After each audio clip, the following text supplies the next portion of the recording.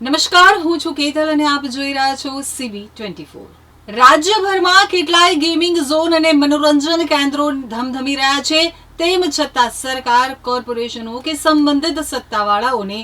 જાણે કે માણસના જીવની કોઈ કિંમત નથી, તેઓ નિર્દોષ નાગરિકોના જીવ જોખમમાં મુકાય તે રીતે કોર્ટના હુકમોની અવહેલના કરી રહ્યા છે. અમદાવાદ શહેર સહિત ફાયર સેફટીની સુવિધા અને ફાયર સેફટી એક્ટની અમલવારી મુદ્દે એડવોકેટ અમિત પંચાલ દ્વારા કરાયેલી જાહેર હિતની રીટ અરજીમાં ખુદ હાઈકોર્ટ દ્વારા જ અમદાવાદ શહેર સહિત રાજ્યભરની સંબંધિત તમામ ઊંચી ઇમારતો, શાળાઓ સહિતની ઇમારતોમાં ફાયર સેફટીની સુવિધા લગાવવાના વારંવાર હુકમો કર્યા હોવા છતાં અમદાવાદ મ્યુનિસિપલ કોર્પોરેશન સહિતના રાજ્યના તમામ કોર્પોરેશન વિસ્તારોમાં હજુ સુધી આ હુકમોનું ચુસ્ત અને અસરકારક પાલન થયું નથી.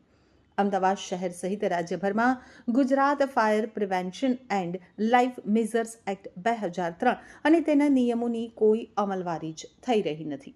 2020માં દાખલ થયેલી આ જાહેર હિતની રીટ અરજીમાં આજે 6 વર્ષ થવા છતાં અમદાવાદ મ્યુનિસિપલ કોર્પોરેશન સહિતના સંબંધિત તમામ કોર્પોરેશનો કે રાજ્ય સરકાર દ્વારા અમદાવાદ શહેર સહિત રાજ્યભરમાં ઊંચી ઇમારતો, શાળા કોલેજો, હોસ્પિટલો, ફેક્ટરીઓ, કારખાનાઓ, ગેમિંગ ઝોન સહિતના સંબંધિત સ્થળોમાં ફાયર સેફટી સિસ્ટમની અમલવારી અંગે સ્પષ્ટ ચિત્ર રજૂ કરતો અદ્યતન અહેવાલ પણ હાઈકોર્ટના રેકોર્ડ ઉપર રજૂ કરાયો નથી.